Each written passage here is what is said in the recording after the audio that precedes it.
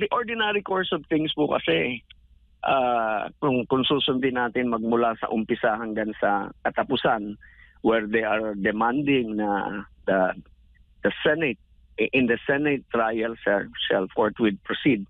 In the ordinary course of things po, kung ginahol na pong ganyan at tatawid po tayo from the 19th Congress to the 20th Congress, that is another constitutional issue. Hindi po yan simpleng issue lamang. Kailangan po talagang mag-stress out kasi kung yan po ay lilipat sa 20th Congress, hindi sa akin pong pananaw bilang ordinaryong mamamayan, hindi po sapat yung certify lamang ng House because the 20th Congress is different from the 19th Congress. The composition is also not the same. So sa akin pong pananaw, hindi po marapat na certification lamang, kundi kailangan po nilang pagbotohan muli kung makukuha pa ulit nila yung required 1/3 vote doon sa House para masunod lang po natin talaga yung talagang malinaw na nakasaad sa salikang batas.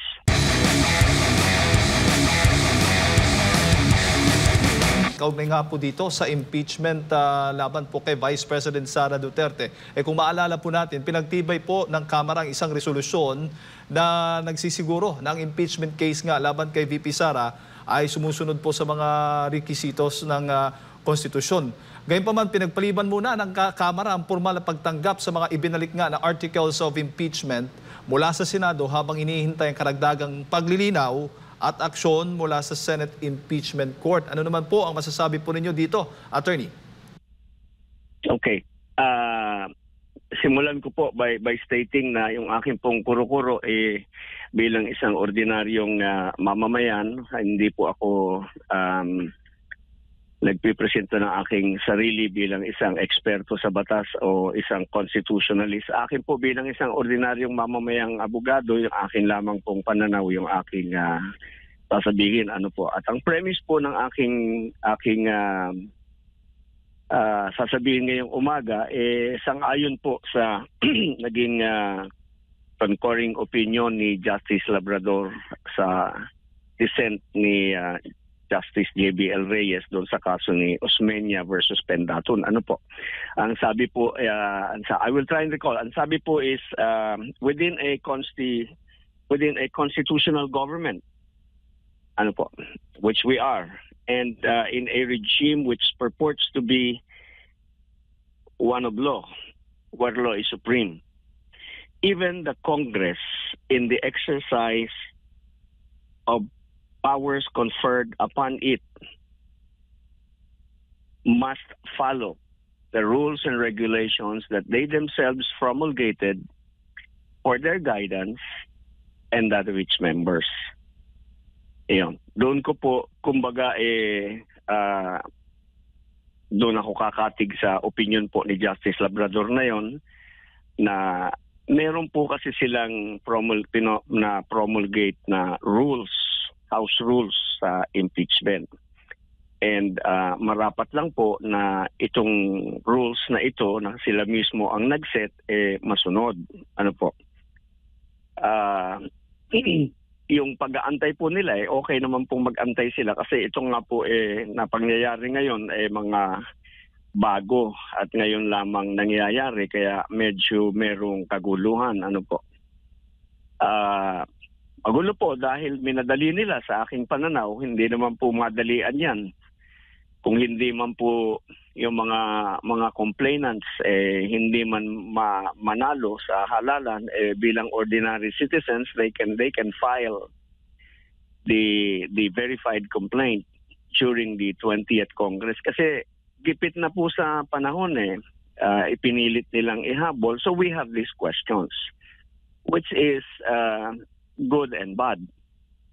Good kasi matatalakay natin, masusolusyonan natin, but then we have to accept the delays because kailangan po nating linawing mabuti kung nasunod ba yung mga patakaran na ating inilatag para sa ating guidance, sabi nga po ni Justice Labrador. Ano po? So if we said if it's in the law, it's in the Constitution na kailangan i-transmit agad or i-refer agad yung verified complaint. And in the House rules, they use the word immediately. So kung immediately po, ipinorward ng Secretary General after filing noong November 28 ng first impeachment complaint, susundin po natin yung mga panahon na nakasaad sa saligang batas kung kailan mangyayari ang alin at kung kailan dapat matapos yung mga bawat steps in the impeachment process while still in the House. Okay, ang sabi po, pag natanggap ng Secretary General, kailangan i-refer niya agad immediately to the Speaker yung verified complaint, and then from there si Speaker will include it in the order of business. Yon, in the order of business within 10 days. Magmula po nung matanggap niya yon. Okay, so these things are important kasi ito po yung giya nating lahat-lahat. So, meron pong 3 verified complaints. November 28, December 4, and December 18. Yung una po kila Tita Deles, kasama po dyan si Congressman Gary Alejano. Yung pangalawa po ay kila Attorney Colmenares. Yung pangatlo po is yung sa mga pare, ano po, but there is a big gap in the periods when these verified complaints were filed. Yung una po November 28, ilang araw po ba yan? 1 linggo to December 4, ano po. So kung immediately po nasunod po ba yung immediately na finorward natin, and then kailan po ito na calendar in the order of business nung ating Kamara. Yon. So marapat lamang pong tignan ito dahil kung hindi po ito nasunod, simula pa lamang po may depekto po yung ating articles of impeachment. Pagkatapos lumalabas po yata yung 4th article of impeachment that was filed. Hindi ko po alam kung ito yung pinagsama-sama nila yung 3 at saka nila finorward nung February 5 na po yata yun doon pa lamang po kung titignan nila yung panahon nila, gahol na po sila sa oras Wala naman pong dahilan para sila ay magmadali dahil kakapusin na sa panahon, matatapos na yun. Well, effectively matatapos na yung termino ng 19th Congress because halalan pa nun, ano. So hindi na po kakayanin. So what I cannot understand is why the rush. Pwede naman po silang, kung hindi sila mananalo sa eleksyon, pwede naman po silang mag-file ng verified complaint as ordinary citizens, ipapa-endorse lamang po nila sa member of Congress. And then tuloy-tuloy. In the ordinary course of things po kasi, kung susundin natin magmula sa umpisa hanggang sa katapusan, where they are demanding na the Senate, in the Senate trial shall forthwith proceed. In the ordinary course of things po, kung ginahol na pong ganyan at tatawid po tayo from the 19th Congress to the 20th Congress, that is another constitutional issue. Hindi po yan simpleng issue lamang. Kailangan po talagang mag-stress out kasi kung yan po ay lilipat sa 20th Congress, hindi sa akin pong pananaw bilang ordinaryong mamamayan, hindi po sapat yung certify lamang ng House because the 20th Congress is different from the 19th Congress. The composition is also not the same. So sa akin pong pananaw, hindi po marapat na certification lamang, kundi kailangan po nilang pagbotohan muli kung makukuha pa ulit nila yung required 1/3 vote doon sa House para masunod lang po natin talaga yung talagang malinaw na nakasaad sa saligang batas. Opo. Pero attorney, yung pag-remand ng Senado, ang tingin po ninyo doon is a valid move from the Senate? Sa akin pong pananaw, opo dahil doon po natin, kasi tatanungin mo po, teka muna 3 to, tapos meron kang ibang i-final na nasunod ba yung umpisa pa lamang? Kasi ang isa pong susunod na pag-uusapan natin dyan is yung constitutional prohibition that there can only be one impeachment complaint initiated against the same person within the 12-month period. Nasunod po ba yon? Kasi ano po ba ang ibig sabihin ng initiated? Yung initiated po, dinefine na po yan ng Supreme Court is when a verified complaint is submitted or filed before the Secretary General, who refers it to the Speaker of the House and who includes it in the order of business within 10 days from the referral, is already an initiation. So, isa lang po, na-violate po ba yung constitutional provision na yan o hindi? So, marapat lamang pong malaman, malinawan para kailan po ba ni-refer ng Secretary General yung una, which is November 28. 1 week after, December 4, yung susunod na verified complaint, and then another one on December 18. So, magkakalayo po yun eh. So, ano po ba ang nangyari doon? So, para sa akin po, kung one of the things na gustong tignan ni Senate President is nasunod ba, hindi ba na-violate? Kasi kung na-violate po yun, hindi po pwedeng talagang magtuloy kahit na po anong galit nila at tutukan nila yung sinasabing trial shall proceed forthwith. Eh hindi po talaga pwedeng mag-proceed forthwith because meron pong defect sa umpisa pa lamang. Opo. So, sa halip kasing tanggapin ng Kamara at magbigay ng pleadings o komento nga tulad ng sinasite mong kaso kanina, attorney, ay hindi po nila tuluyang tinanggap ng Kamara yung mga ibinalik na articles of impeachment habang hinihintay ang paglilinaw mula sa Senado. Dito ba sa puntong ito, nakikita po ninyo na parang hindi na naaayon, parang hindi valid na itong ginawa aksyon ng Kamara?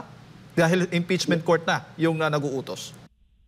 Pwede naman pong humingi ng paglilinaw yung Kamara kung bakit ibinabalik para mas malinaw po siguro sa kanila bakit mo binabalik, anong sasagutin namin, ano ang gusto mong mangyari. Pwede naman po siguro yung ganon. Kasi right now, pagka po sinabi natin yung Senado is an impeachment court. The Senate is a court and ang House becomes the kumbaga parang yung fiscal, yung prosecutor natin. They will prosecute. So gusto linawin ng korte na sunod mo ba yung patakaran ng saligang batas? Nasunod mo ba yung patakaran na kayo mismo ang nag-promulgate para sa inyong guidance, para sa inyong lahat? Kasi kung yun, gusto lang malinawan ni Senate President Cheese. Yun po ang aking pang-intindi doon sa kanyang referral. Ano po, bago po kasi yung mga insidenteng nangyayari, sa aking pong pananaw is not in contemplation of law. Kasi ang haba po ng panahon na pwede nila itong ma-file. Ngayon, nagmamadali sila. Nung tapos ngayon, ang gigipitin nila yung Senado. Hindi naman po yata marapat yun. And they should allow the Senate to also do its job. It's part of their job to find out, are we proceeding correctly? Are we proceeding properly? Kasi kung hindi, what's the use of wasting people's time, people's money in an exercise in futility? Opo. At ang iginigiit ngayon ni Senate President Cheese Escudero o yung presiding officer ng Senate Impeachment Court, dapat hindi ipadaan sa social media, sa media, yung kanilang panawagan, kundi igawin ito sa isang formal na dokumento, isumite dito nga sa korte. Batay nga rin dun sa konteksto na nabanggit po ninyo sa kaso ng Osmeña versus Pendaton, attorney. Opo, tama po 'yun. Dapat po sumagot sila ng in the proper course din po doon sa pinadala sa kanila formal. Di sagutin din po nila ng in accordance with yung in the formal yung sa tamang channel po na ng pagsagot para malinawan. Opo. Pwede rin naman po nilang i-take up sa to inform the public na ganito ang aming naging tayo para malinawan din po ng publiko bakit nila ibinabalik. So, Marapat lang po kasi iba po ang panahon ngayon because of the social media. Ang bilis pong kumalat ng lahat ng bagay.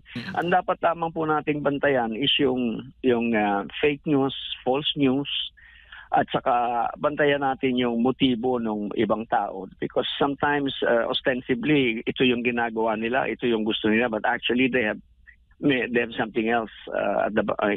Mayroon pa silang hidden agenda na actually yun ang gusto nila talagang mangyari. Po. Pero anong bang malinaw dito, Attorney? Hanggat walang reply or pleading mula sa Kamara, ay hindi uusad itong impeachment trial, hindi aaksyon ang impeachment court? Hindi ko po masasagot yon dahil yun po ay discretion ng Senate President. Pero kung sa akin po, ako ang inyong tatanungin, aantayin ko po talagang maklaro na ano ba ang ginawa ninyo, paano nyo ba hinandle itong tatlong verified complaints na ito na magkakalayo i-final. Pagkatapos, iba po yata yung nakarating doon sa ibang verified complaint yung nakarating sa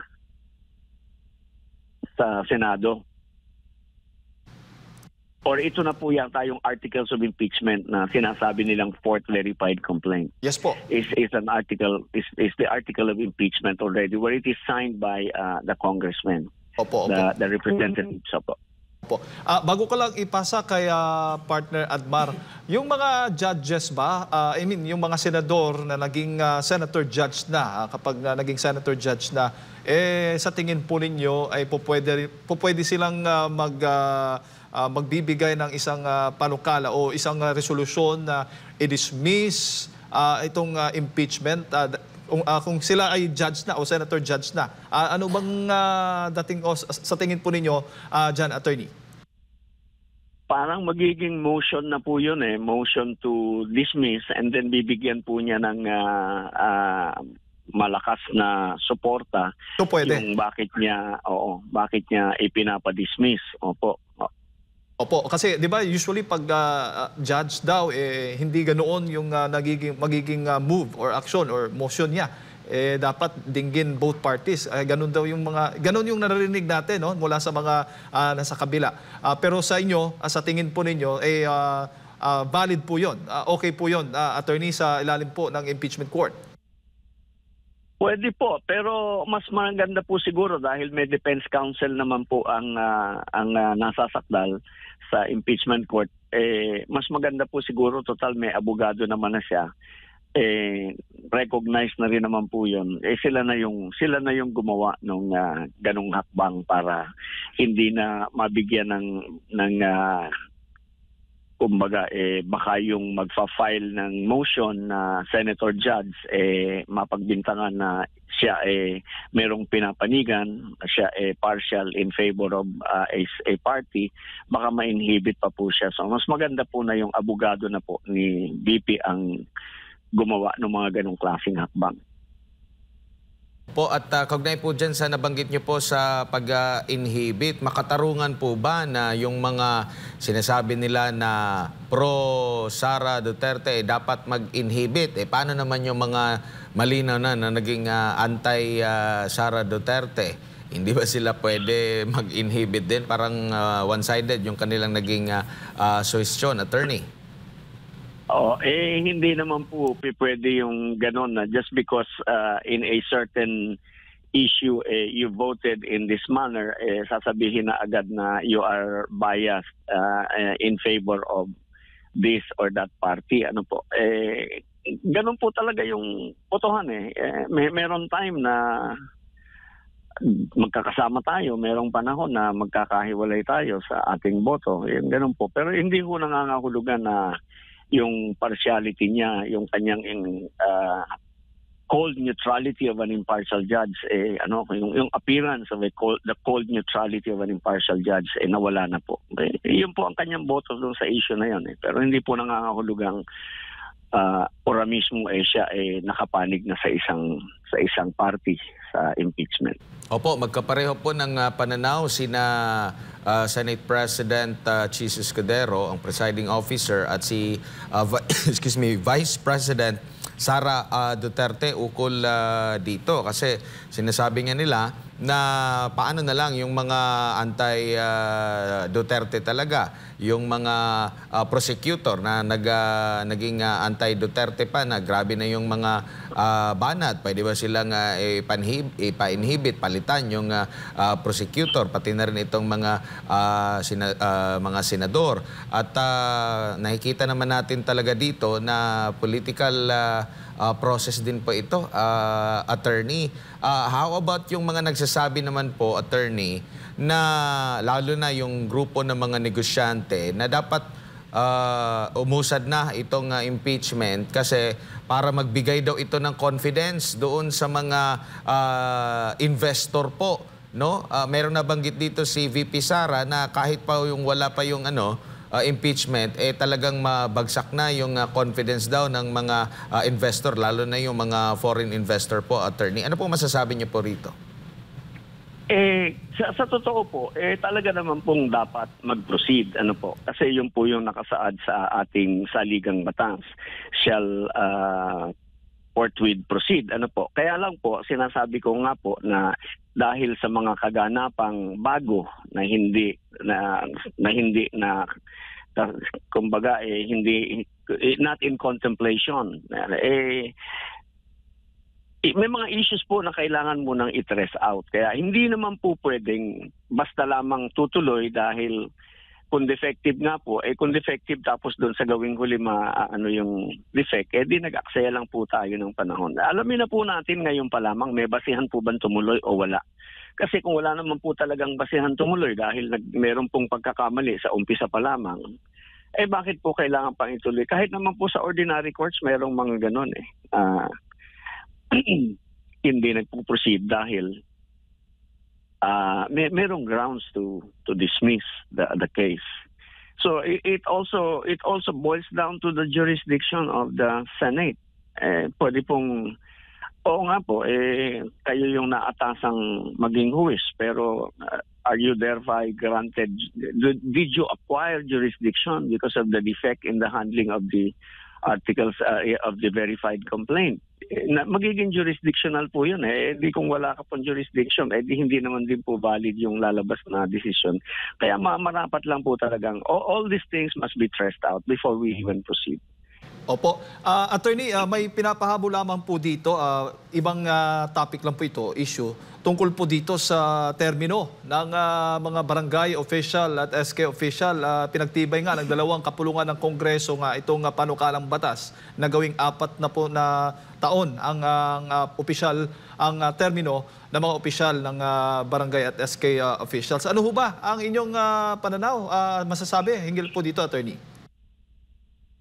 Sana po hindi lamang barangay yung ginawa nilang 4 years, ginawa na rin po sana nilang 4 years lahat. Kasi napakaikli po nung 3 taon, kauupo mo pa lamang po, alam nyo, binabanatan ka na nung kalaban mo dahil naghahanda na para dun sa susunod. Dahil napakaikli nga po nung 3 taon. Maupo ka, yung kalahating taon, you're learning the job. Kung umpisa mo pa lang, siguro settled ka na the following year. Yung susunod na taon, eleksyon na yung pinaghahandaan mo doon. Hindi ka na halos nakaka-concentrate doon sa trabaho mo. Ganyan din po sa ating Kamara.